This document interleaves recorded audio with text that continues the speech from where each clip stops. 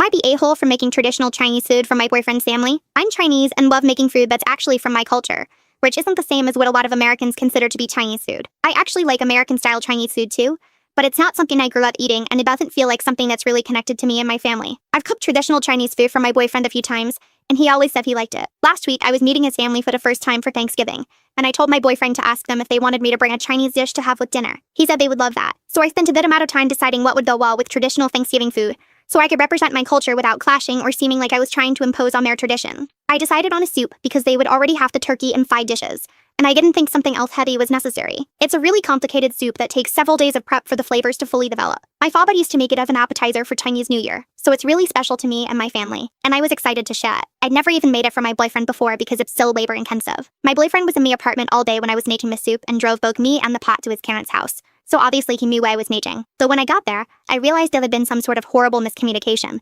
because there was no food at his parents' house, and when they saw me walking with just a soup pot, their faces fell. Apparently from the conversation with my boyfriend, they'd gotten the idea that I was going to be making the kind of spread you'd get at an American-style Chinese restaurant.